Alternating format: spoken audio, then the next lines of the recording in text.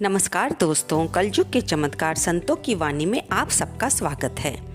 दोस्तों, आज हम सुनेंगे कार्तिक महात्म्य का 22वां अध्याय। दोस्तों, अब जब आप ये कथा सुननी आरंभ कर देते हो तो कृपया इसे अंतिम तक सुने ताकि इसका कथा को सुनने का आपको पूरा पुण्य मिले।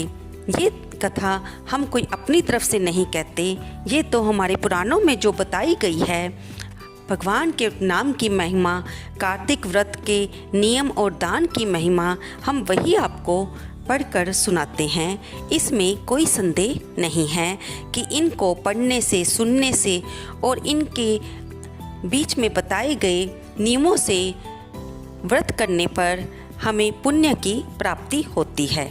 आइए सुनते हैं 22वां अध्याय। इससे पहले हमने सुना कि विष्णु भगवान की पूजा करने के लिए राजा और ब्राह्मण दोनों अपनी अपनी तरफ से कोशिश करने में लग जाते हैं। अब आगे गण बोले, एक समय विष्णुदास नित्य कर्म कर रहा था, तब उसका बनाया हुआ भोजन जो रखा था कोई अलक्षित मनुष्य चुरा ले गया। भोजन वहां ना देखकर दोबारा भोजन बनाने में देरी होने के भय से उसने सायंकाल की पूजा कर दी और भोजन नहीं बनाया। दूसरे दिन फिर रसोई तैयार करके जो भगवान के भोग की तैयारी की तो इतने में ही कोई छिपकर भोजन चुरा ले गया। इस प्रकार 7 दिन तक बराबर कोई उसका भोजन चुराता रहा और विष्णुदास अपने मन में सोचने विचारने लगा कि मैं 7 दिनों से उपवास व्रती हूँ, आज भोजन की रक्षा करूँगा। इस प्रकार रसोई बनाकर वह छिप गया।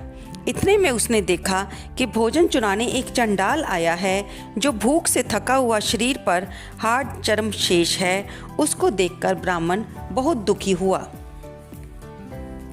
उस अन्न को ले जाने वाले को देखकर ब्राह्मण कहने लगा कि ठहर जा, सूखा भोजन कैसे करोगे, घी ले जाओ, चौपड़ के खाना। ऐसे कहते हुए वह उसके पीछे दौड़ा और मूर्छित होकर गिर पड़ा। वह ब्राह्मण चंडाल को मूर्छित देखकर अपने वस्त्र से हवा करने लगा। तब वह चंडाल उठकर खड़ा हुआ तो विष्णुदास ने उसे शंख चक्र गदा पद्मधारी भगवान विष्णु के रूप में देखा। उनको देखकर वह उनकी स्तुति और नमस्कार भी नहीं कर पाया। इसी समय इंद्र आदि 33 कोटि देवता वहां आए। गंधर्व और अप्सराएं नृत्य करने लगी। वह स्थान सैकड़ों विमानों से, देवता और ऋषिगणों से भर गया। सब गाने और बजाने लगे।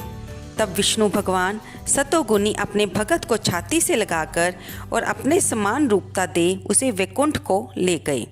सुंदर विमान में बैठे हुए विष्णु के समीप जाते हुए ब्राह्मण को दीक्षा युक्त चोल राजा ने देखा।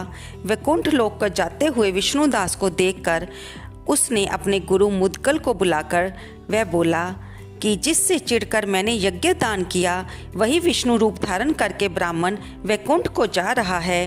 दीक्षा लेकर जो मैंने इस वैष्णव क्षेत्र में यज्ञ किया और दान आदि से ब्राह्मणों की कामना पूरी की, परंतु आज तक भी विष्णु मुझसे प्रसन्न क्यों नहीं हुए? और ब्राह्मण की भक्ति से ही प्रसन्न होकर भगवान ने उसको साक्षात दर्शन दिया। फिर चोल यज्ञशाला में जाकर अग्नि के आगे खड़े होकर विष्णु से प्रार्थना करने लगा, हे विष्णु, मुझे मन, वाणी और शरीर से स्थिर भक्ति करने का वर दो। ये कहकर सबके देखते देखते राजा अग्नि में कूद पड़ा। तब मुद्गल ने क्रोध से अपनी चोटी उखाड़ ली। तभी से उनके गोत्र में मृदगल शिखाहीन होने लगे। तभी अग्नि से प्रकट हुए भक्त वत्सल भगवान राजा को आलिंगन करके भगवान ने उसे सुंदर विमान में चढ़ा लिया और अपना स्वरूप देखकर उसको देवताओं समेत वैकुंठ को ले गए। उस समय का विष्णुदास अब पुण्यशील हो गया और चोल राजा था सो सुशील हो गया। जिस मानता पाने वाले दोनों भगवान के द्वारपाल बनकर विष्णु लोक में वास करने लगे। दोस्तों, यहाँ पर हमारा 22वां अध्याय समाप्त होता है। इति कार्तिक महात्म्य 22वां अध्याय। प्रभु को ना तो रत्न मणियों से मतलब है, ना किसी और तरह के पाखंड से।